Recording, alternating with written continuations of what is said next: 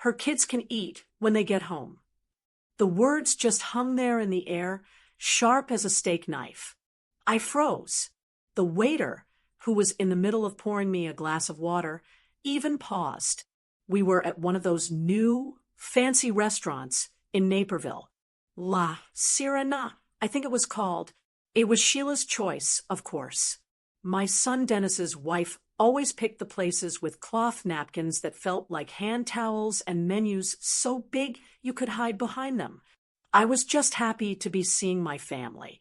Dennis and Sheila sat on one side of the big, round booth with their two little ones. On my side, I'd squeezed in with my other two grandchildren, Ethan and Lily. They're my daughter Sandra's kids, 8 and 6 years old. I'd picked them up from soccer practice, and to be honest, they were starving. You know how kids get when their blood sugar drops. They were being perfectly polite, but they were fidgety, their little legs swinging under the table. The waiter, a nice young man, had just asked if he could bring a basket of bread for the table, or maybe get a simple pasta started for the children. Before I could even open my mouth to say, that would be a lifesaver, Sheila cut him off. Her kids can eat when they get home. She didn't even look at the waiter. She didn't look at me. She just flicked her own napkin open, placed it on her lap, and picked up the wine list as if she'd just commented on the weather. I'm 67 years old. I've been through a lot in my life, but I felt a hot, red flush creep right up my neck. I was embarrassed, deeply, truly embarrassed. I glanced over at Ethan. He immediately dropped his eyes and pretended to be fascinated by a spot on the tablecloth. Little Lily just stared at the breadsticks that were already on the table in front of Sheila's children. And that was the part that made my blood run cold. Right across from us, Sheila and Dennis's two children were already happily munching away. Sheila had flagged a busboy down the second we sat, and ordered them both fancy pasta with butter and cheese, not even waiting for the rest of us to get water. And as I sat there, that first sting of humiliation started to curdle into something else. That old, familiar ache deep in my stomach. Because this wasn't new. This wasn't a one-time thing. This was just, Sheila, it's been like this for as long as I can remember. Little digs, small omissions, the kind of cruelty you can't quite put your finger on, the kind that makes you feel crazy if you try to point it out. My daughter, Sandra, is a single mom, and she works harder than anyone I know. Her kids, Ethan and Lily, are good, sweet-natured children. They're polite. They use their manners. But to Sheila, they were less than. They were Sandra's kids, not her kids, not Dennis's kids. I've watched it for years. I'd see it at Christmas, when her children would be ripping open the most expensive, noisy electronic toys, and Ethan and Lily would get a nice pair of socks, or a coloring book. Always something practical, something that quietly said, "You are the afterthought." I'd see it at birthday parties, when she'd gush over her own child's messy drawing like it was a Picasso, but give Lily's painting a quick, "Oh, how nice," before turning away. And my son, Dennis, he just floats right through it. He either doesn't see it or he chooses not to. He's so caught up in his own life, in keeping Sheila happy, that he lets these moments slide by, one after another. But this was different. This wasn't a cheap toy or a half-hearted compliment. This was food. This was two hungry children. I looked at Sheila's condescending smile. She knew exactly what she was doing. She was drawing a line in the sand. These are my children. Those are just relatives. She dismissed my grandchildren's hunger with a flick of her wrist. And I just sat there in that expensive restaurant, watching my grandkids try to shrink and become invisible. My heart just ached. I've spent so many years biting my tongue. I've swallowed my words to keep the peace until I felt sick on them. But as I watched Sheila pick up her wine glass and laugh at something Dennis said, a new feeling started to bubble up from that cold, angry place in my stomach. It wasn't just humiliation this time. It was rage. And I knew, right then, this dinner was about to change everything. The waiter, seeing he'd been overruled, just nodded stiffly and walked away. Dennis, my son, was already tapping on his phone, completely oblivious. And Sheila was studying the wine list like she hadn't just emotionally body-slammed two small children. That was her gift. She could cut you to the bone, and then, without missing a beat, ask the sommelier if the Malbec was oaky. My hands were cold under the table. That rage, I felt, wasn't new. It was just full, like a glass of water that had been under a slow drip for 10 years, and this was the drop that finally made it spill over. Sheila has always been a lot. She comes from money, and she never, ever lets you forget it. Not in a loud way, you understand. Oh no, that would be tacky. Sheila is all about quiet luxury. Her nails are always perfect, some neutral, expensive-looking color. Her hair is always perfectly effortless, which I know costs her $400 every 6 weeks. She's the kind of person who can look at the sweater you knitted and say, "Oh, how cozy," and make it sound like an insult. When she comes to my house, I suddenly feel like I'm seeing every dust mote on the bookshelf, every little scuff on the baseboards. She just radiates judgment. And Dennis, bless his heart, he just sees her as sophisticated. He thinks she elevated him. But I could handle all of that. I really could. I've learned to live with the subtle digs about my home, or my budget, or my car. What I could never, ever get used to was how she treated the children. My grandchildren. All of my grandchildren. In Sheila's world, there are 2 classes of human beings, her and her biological children, and then everyone else.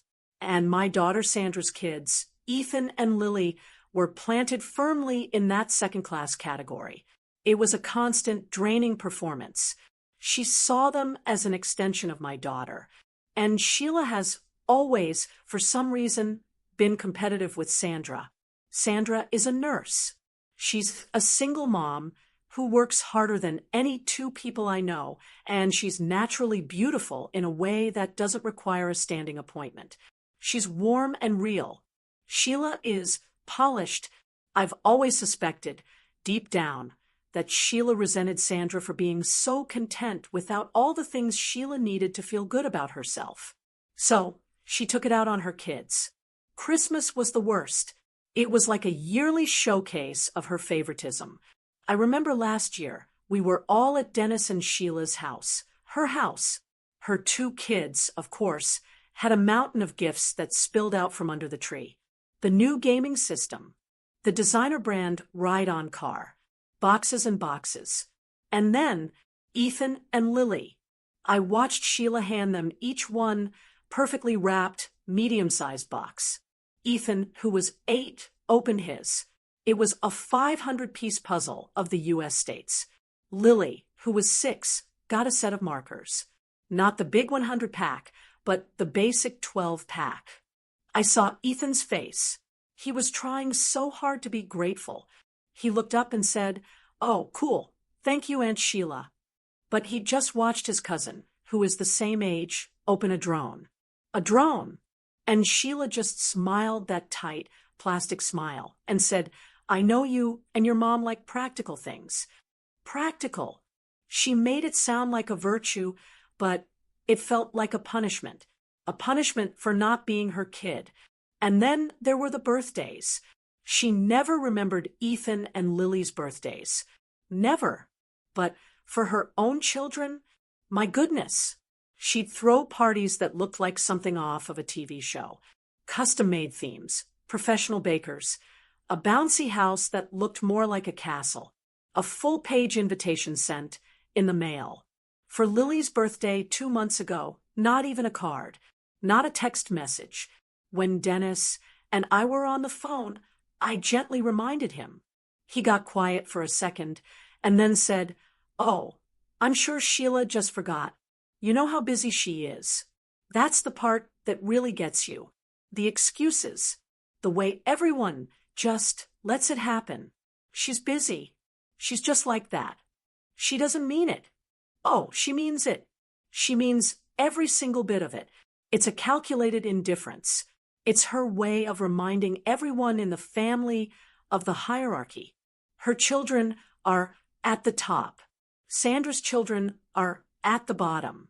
And I'm just the old woman who is supposed to sit quietly and be grateful for whatever scraps of decency she decides to throw. So as I sat there, listening to the clink of silverware on china, that rage inside me just hardened. This wasn't just about a missed bread basket.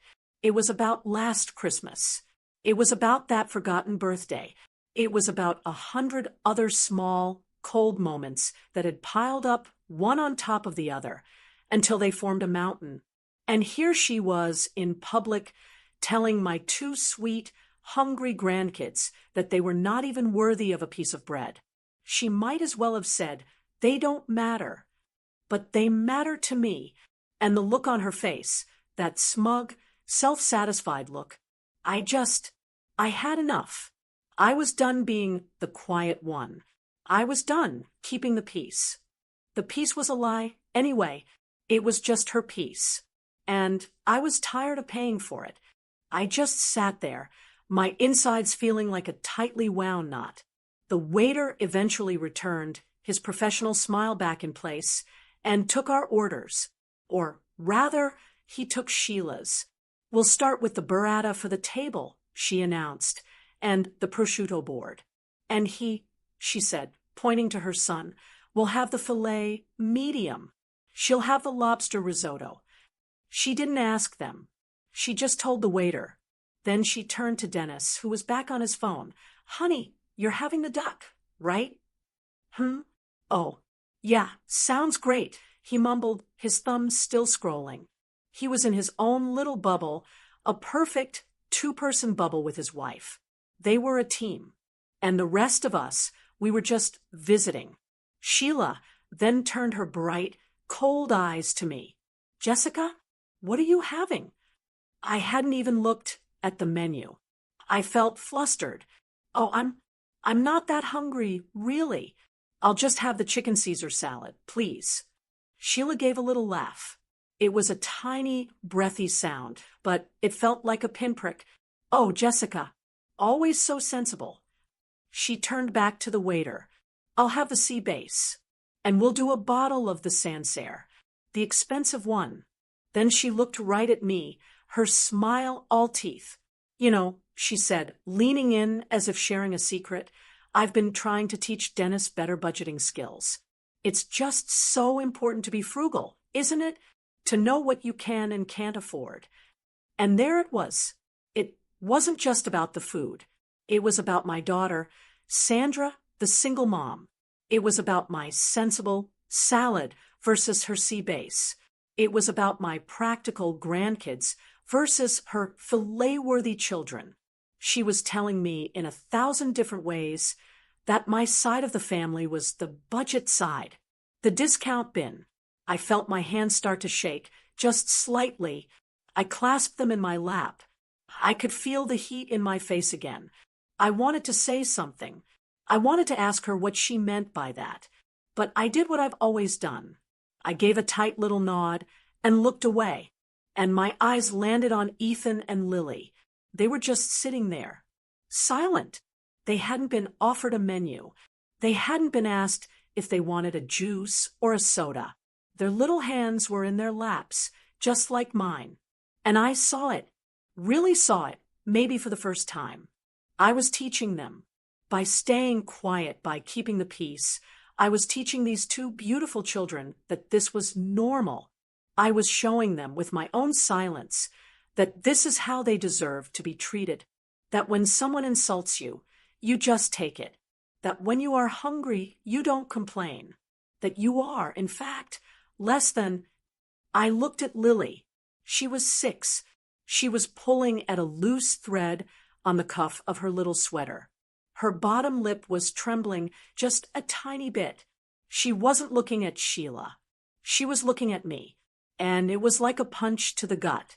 She wasn't just looking at me, she was looking to me, waiting for me to fix it, waiting for Grandma to make it right.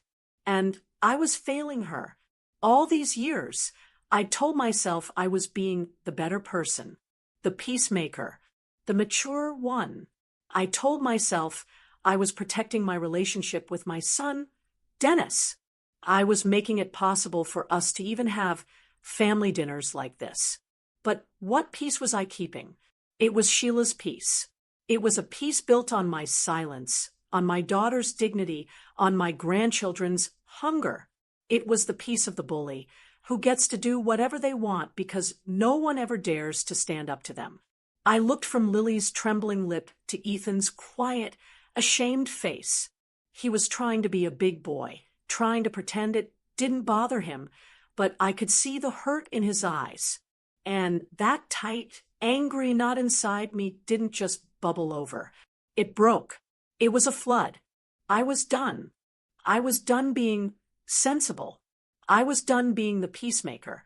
I didn't care if I embarrassed my son. I didn't care if I made a scene. My grandchildren were not going to sit there for one more minute learning to be invisible. Tonight felt different because I was different. The woman who walked into this restaurant wasn't the same woman sitting at this table now. I had enough. I stood up. My chair made a quiet, scraping sound on the wooden floor, and it was loud enough to make everyone stop talking. Dennis, my son, finally looked up from his phone, his face a mask of confusion. "Mom, everything okay?" Sheila didn't look concerned. She looked annoyed. She'd just been about to take a sip of her expensive wine. She put the glass down and sneered. "Where are you going?" She didn't ask if I was all right.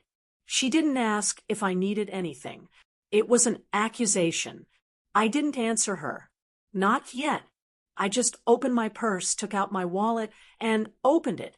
That same little brown leather wallet I've had for 15 years. I pulled out a $50 bill and placed it neatly on the table right next to my water glass. More than enough to cover my sensible salad and to pay for the children's place at the table. Then I looked right at her. I looked at her. I didn't let my eyes waver. I let her see for the first time that I wasn't the quiet, invisible woman she'd always treated me as. I wasn't her doormat. She'd been so worried about my budgeting skills all night. I reached back into my wallet. My heart was pounding so hard I was sure they could hear it, but I didn't let my hand shake. I pulled out a separate, crisp $20 bill. I held it for just a second. Then I slid it across the polished wood table. It glided over the surface and stopped right in front of her hand, right next to her wine glass. She stared at the bill. "This is for you, Sheila," I said. My voice wasn't loud. It wasn't shaking. It was quiet, it was firm, and it was cold. Maybe you can buy yourself some manners. The silence that fell on the table was absolute. You could have heard a pin drop. The happy chatter from the table next to us suddenly seemed a million miles away. Dennis's mouth was literally hanging open. "Mom," he whispered, his voice full of shock. "And Sheila." Oh, Sheila. For the first time since I've known her, her perfect, powdered mask cracked. Her face, which was always so pale and controlled, turned a splotchy, ugly red. She didn't look sophisticated. She looked stunned, like she'd been slapped. I didn't wait for her to find her words. I didn't wait for Dennis to get his bearings. I turned to my grandchildren. They were just staring at me, their eyes as wide as saucers. I gave them a small, reassuring smile. "Ethan, Lily, get your jackets. We're going home." They didn't ask a single question. They just scrambled out of the booth. I helped Lily with her little pink coat, my hands moving with purpose. I grabbed my purse, and without looking back at my son or his wife, I put one hand on Ethan's shoulder and took Lily's hand in mine. I felt a surge of not just anger. It was power.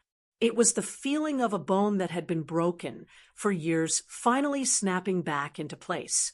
As we walked away, I could feel every eye in that section of the restaurant on us. But I didn't care. I walked straight past the front desk, pushed open the heavy glass door, and stepped out into the cool night air. My grandchildren's dignity came first, and I had just proven it. As soon as the heavy restaurant door clicked shut behind us, I let out a breath I felt like I'd been holding for 10 years. The parking lot was quiet, just the hum of the streetlights and the distant sound of traffic.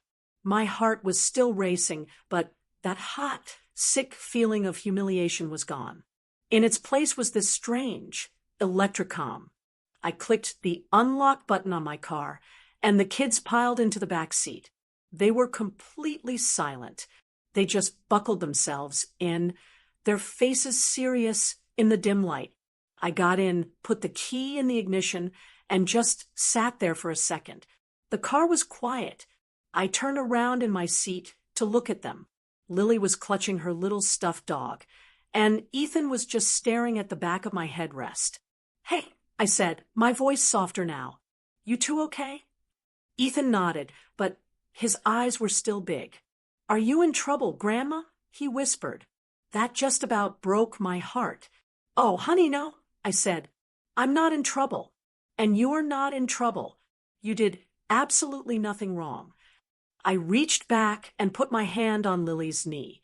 "I want you both to listen to me very carefully. You don't ever have to feel second best. No one gets to treat you like you don't matter. Not ever. You understand?" They both nodded again, their eyes fixed on mine. "Good," I said, trying to give them a smile. "Now, who's really hungry?" A few minutes later, the car was filled with the smell of French fries and the sound of them quietly munching. We'd gone through the McDonald's drive-thru, and I'd never been so happy to buy 2 Happy Meals in my life. But as we drove through the quiet streets of Naperville, with the kids finally relaxing in the back, the adrenaline started to wear off, and the doubt started to creep in. My mind kept replaying that moment. Sheila's face, that look of pure, ugly shock. Dennis's voice, a sharp, disbelieving, "Mom." Oh, goodness. What had I done? I'd just caused a scene. I'd walked out on my son in public. I'd embarrassed him. I could just picture all the other diners staring, whispering. And the $20. My stomach did a tight little knot. Was that too much? Did I really have to say that? Buy yourself some manners. It was cruel. I knew it was cruel. I've always tried to be the better person, to be polite, to be the peacemaker. But what I did back there, that wasn't polite. It was petty. It was a low blow. I'd stooped right down to her level, hadn't I? I'd insulted her just as badly as she'd insulted me. I gripped the steering wheel, my knuckles white. Maybe I should have just left, just paid my share and taken the kids without a word. That would have been the classy thing to do, right? The high road. I thought about it. I really did. But then I thought about all the other times I'd taken the high road. All the Christmases I'd bitten my tongue. All the birthdays I'd let slide. All the little budget comments I'd ignored. And what did that high road get me?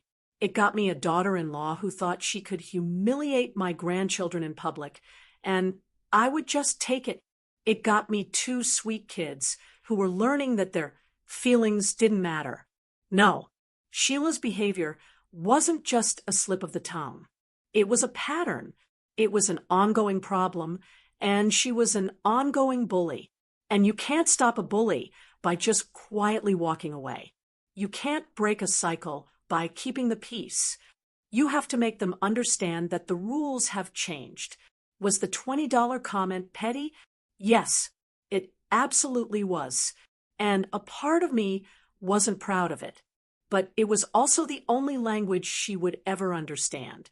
It was the only way to make her feel, for just 1 second, a fraction of the humiliation she'd been dishing out to my family for years. as I pulled into my driveway and turned off the car. I looked in the rearview mirror. Ethan and Lily had both fallen asleep, their faces relaxed, their bellies full. I felt at peace. It wasn't the giddy, angry rush from the restaurant. It was a deep, solid, quiet peace. I knew I'd done the right thing, and I knew, just as certainly, that this was far from over. I got the kids back to my daughter Sandra's house late last night. I just tucked them in, said they'd had a long night, and told Sandra I'd call her in the morning. I was too tired and too wired to relive it all just then. I slept, but it was a thin, restless sleep. I was just making my morning coffee, staring out the kitchen window at the empty bird feeder, when my phone rang. It was just after 9. I didn't even have to look at the screen. I knew. I picked it up and said, "Hello, Dennis." "Mom, what was that?" It wasn't a question. It was just a flat, angry statement. I took a sip of my coffee. It was hot, and it steadied me. "Good morning to you, too," I said. "Don't, Mom. Just don't. She's beside herself. She didn't sleep all night. You completely embarrassed her." I sat down at my kitchen table, and his voice was suddenly loud, squeaking with disbelief. "Mom, you embarrassed me.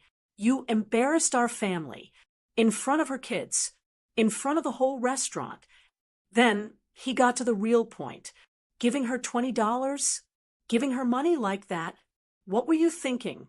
You stooped right to her level. You were just as cruel as you think she was." There it was, the accusation that I was the one in the wrong, that I was the one who had broken the peace. I let him finish. I let the silence hang there for a second. "Dennis," I said, and my voice was as calm and even as I've ever heard it. "I'm going to stop you right there." I didn't stoop. I stood up. "Mom, No, you listen." I cut him off, and this time there was steel in my voice. "I have sat quietly for 10 years. I have watched your wife treat my other grandchildren like they are something she scraped off her shoe. I have watched her buy them cheap toys while she gives her own children a mountain of gifts. I have listened to her forget their birthdays. And last night, I had to sit there while she made snide comments about my budget. I took a breath. And then she looked at 2 hungry children, your nephew and your niece, and told them they could eat when they get home, while her own children were already eating. She was just stressed, Mom." Dennis stammered. "You know how she gets." "I'm done with her excuses. Dennis," I said, "and frankly, I'm disappointed in yours. Ethan and Lily are your nephew and niece. They are your sister's children. And you sat there scrolling on your phone and let her humiliate them. You let her make them feel small and worthless." I didn't. He started, but he had no answer. "I will not allow them to be treated as less than in my presence," I said. "Not one more time. The $20 wasn't an insult, Dennis. She spent the entire dinner humiliating your sister's children and making comments about my budget. I simply gave her a tip for the lesson she was giving us." He was quiet. The angry wind was gone from his sails, and now he just sounded lost. She's furious, Mom," he said, his voice smaller now. "She says she's never been so insulted in her life." "Well," I said, taking another sip of coffee, "now she knows how it feels." Another long, heavy silence. I could hear him breathing on the other end. He was stuck. I knew he was. Stuck between his wife's anger and, somewhere deep down, the truth of what I was saying. I have to go," he finally said. "I have a meeting." "All right, Dennis," I said, I'll talk to you later." He hung up. He didn't understand. Not fully. He was still trying to protect his wife. But I planted a seed. He wasn't just defending her anymore. He was wavering. And for the first time, He was being forced to think. After that phone call with Dennis, a deep, heavy quiet settled over our family. I didn't hear from him for the rest of the week. Not a text, not another call. And from Sheila? Of course not. I was expecting that. The first thing I did after my coffee was gone was call my daughter, Sandra, and I told her everything. I didn't sugarcoat it. I told her what Sheila said to Ethan and Lily. I told her about the $20 bill and the look on Sheila's face. And I told her about the phone call with Dennis and how he'd accused me of stooping to her level. Sandra was quiet on the other end for a long time. I could hear her just breathing. Finally, she just said, "Oh, Mom." Her voice was thick. "Thank you. Just thank you." That was all I needed to hear. The next few weeks were different. The old, fake politeness was gone. The peace I had tried so hard to keep for all those years, it was gone, and I found I didn't miss it. In its place was a cold, quiet tension. You could feel it in the air. The first test came about 2 weeks after the restaurant. It was Ethan's Saturday morning soccer game. I always go, and so does Sandra. I pulled into the gravel parking lot, and my stomach did a little flip. Dennis's big, black SUV was parked near the entrance. They were there. Dennis, Sheila, and their 2 children standing on the sidelines, holding coffee cups. My first instinct, the old me, was to feel a rush of anxiety, to think, "Oh goodness, what do I do? Do I go over? Do I pretend I don't see them?" But the new me just parked the car, grabbed my folding chair, and walked right over to where Sandra was already saving me a spot. "Hello, Dennis." "Hello, Sheila," I said, my voice pleasant and calm. Dennis looked like a deer in the headlights. "Hey, Mom." He gave me a tight, pained little nod, and then quickly looked away, pretending to be fascinated by the game. Sheila. Well, Sheila had her big, dark sunglasses on, so I couldn't see her eyes. She didn't say hello. She just gave me the tiniest dip of her chin. Acknowledgement, nothing more. And that was fine. I sat down next to Sandra, and we watched the game. We cheered for Ethan. The air around our little family group was so cold you could have chipped it with an ice pick. Then something happened. Ethan got control of the ball and made a really good run down the field. I jumped up, clapping and yelling, "Go, Ethan, go!" And I heard, from just a few feet away, Sheila's voice. It was very quiet. "He's gotten better this season." I didn't turn around. I didn't say, "Oh, yes, hasn't he?" I just sat back down. A few minutes later, she walked over. She stood just behind my chair. "Jessica." I turned my head. "Sheila." "Ethan's science fair project," she said. Her voice was flat, like she was asking a coworker for a file. "Is that next week?" "My son has his on the same day." The old me would have burst into a smile. I would have gushed. "Oh, yes, it is. That's wonderful. We should all go." I would have seen this as an olive branch, a sign that she wanted to make up, and I would have done all the emotional work to mend the fence. But I just looked at her. I wasn't rude. I wasn't cold. I was just neutral. "Yes, it is," I said. "It's on Thursday." And then I turned back to the field. I didn't ask about her son's project. I didn't try to make small talk. I had answered her question. That was all. I could feel her standing there for a second, maybe expecting more. But I didn't give it. That was the new boundary. The tension between me and Sheila is deeper now, but it's honest. I prefer this. I prefer this cold honesty to the fake, sugary poison she was serving before. My relationship with Dennis is strained. He calls me, but only when he's alone, usually driving home from work. We talk about the weather. We talk about his job. He doesn't mention Sheila. I don't mention her. We are both carefully, awkwardly walking around the giant hole in the middle of our family. It's sad. He's my son, and I love him. But he's going to have to be the one to decide to fix it, because I've changed. I'm not the quiet, submissive mother-in-law they all knew. I'm not the peacemaker. I'm the advocate. I'm the one who watches. I'm the one who will speak up. And Ethan and Lily, they know it. I see them more than ever. And when I'm with them, they seem lighter. They laugh more. They know Grandma is in their corner. I'm no longer the silent accomplice, and I will never be her again. It was a Tuesday afternoon, about a month after the soccer game. A month of silence from Sheila and strained, superficial calls from Dennis. I was in the kitchen, wiping down the counters, when my phone rang. I glanced at the screen, and my hand just stopped. It said Sheila. My heart didn't race this time. I just felt tired. I took a breath, dried my hands on my apron, and answered it. "Hello, Sheila." "Jessica." Her voice was small, not her usual crisp, confident tone. It was thin. "Dude, you have a minute? Can we talk?" I looked at my clean counter. "I'm listening." There was a long pause. I could hear her take a shaky breath on the other end.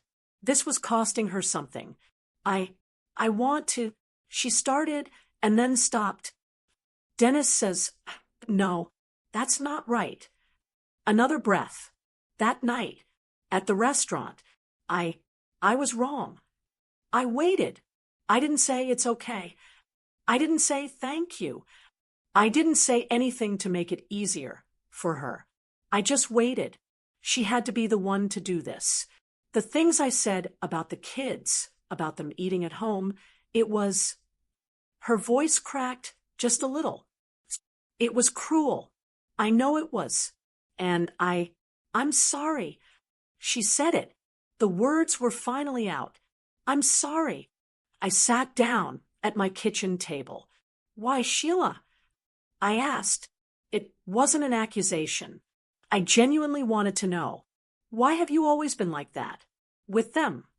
This was the silence that lasted the longest. I could hear a clock ticking in her house. I was about to ask if she was still there when she finally spoke. It's not about them," she said, so quietly I almost couldn't hear her. "They're good kids. I know they are. I've always known." "Then who is it about?" I asked. It's Sandra." I leaned back in my chair. I can't say I was completely shocked, but to hear her admit it. "What about Sandra?" She's always been so..." Sheila was struggling, trying to find the words. "You and her, you're so easy with each other. She's your daughter. And she's so capable. She's a nurse. She saves people. She's beautiful. And she doesn't even have to try. And she's doing it all on her own." Her voice trailed off, and I finally understood. All the high-end clothes, the expensive restaurants, the perfect nails, it was all armor. "And I'm just the one who married your son," she whispered. "I'm just the one with the money. I know you all see it. I know she sees it. I always felt like, next to her, I was nothing, just tacky. And when I saw her kids, You saw her. I finished for her. And you took it out on them." "Yes," she said. It was barely a breath. "I was jealous. Just this deep, ugly jealousy. And I was taking it out on two little kids. And then, when you put that money on the table..." Her voice broke. You proved it. You proved what I always thought. That you all just saw me as this rude, rich person with no manners. You saw exactly what I was." I closed my eyes. This wasn't a victory. This felt profoundly sad. Here was this woman who had everything I was supposed to be jealous of, and she was crippled by insecurity. "Sheila," I said, and my voice was softer now. "I appreciate your apology. I really do. It takes a lot to say what you just said. I want things to be better," she said, sniffling. "But this is about more than just that night," I continued. And my voice was firm again. This can't be fixed with one phone call. This is about how we treat each other as a family every single day. This is about Ethan and Lily. They don't deserve to be casualties in your, or my, or anyone's personal battles. They're just children. I know, she said. I know. I promise. I want to be more mindful. I will be more mindful. I don't want this Cold War anymore. I don't want it either, Sheila, I said. But forgiveness doesn't mean forgetting. It means we start from a new place. An honest one. Okay, she said. Okay, honest. When we hung up the phone, I didn't feel happy. I didn't feel like I'd won. I just felt a little lighter. It was the first honest conversation we'd had in 10 years. And it was a start. That phone call, it didn't magically fix everything. It wasn't like a movie where we suddenly hugged and became the best of friends. Life isn't like that. But it was a start. It was the first honest, real, uncomfortable conversation we had ever had. The real test, I knew, would be Thanksgiving. I decided to host this year. I didn't ask. I just told everyone. Thanksgiving is at my house, 2 p.m. Let me know what you're bringing. I wasn't going to her turf, and I knew Sandra and the kids would be more comfortable at my place. When Dennis and Sheila walked in, the air was still fragile. You could feel it. But Sheila wasn't wearing her usual armor. She didn't have that stiff, perfect look. Her hair was just in a simple ponytail. She looked tired. She handed me a pie. A real, store-bought pumpkin pie in a tinfoil pan. Not some $500 creation from a French bakery. Thank you, Sheila, I said. It smells lovely. Can you give me a hand in the kitchen? Dennis looked at me, surprised. But Sheila just nodded. Sure. We stood side by side at the counter, washing lettuce for a salad. We didn't talk about the incident. We talked about the weather. We talked about how long the turkey was taking. It was normal. It was stilted and awkward, but it was normal. The real change, though, I saw at the dinner table. It was a full house. All the kids were squeezed in. I made sure Ethan and Lily sat right next to me at the head of the table. We were all passing the dishes. Sheila's son, who is a year older than Ethan, reached for the sweet potatoes. At the exact same time, Lily reached for them. Their hands bumped. It was a tiny, split-second moment. But I saw it. I saw Sheila open her mouth. I saw that old, sharp instinct flash in her eyes, that instinct to protect her kid, to claim the dish for her side. And I just looked at her. From my end of the table, I met her gaze. I didn't glare. I didn't smile. I just held her gaze. I didn't let go. She paused. The whole table was quiet. Then she looked at her son.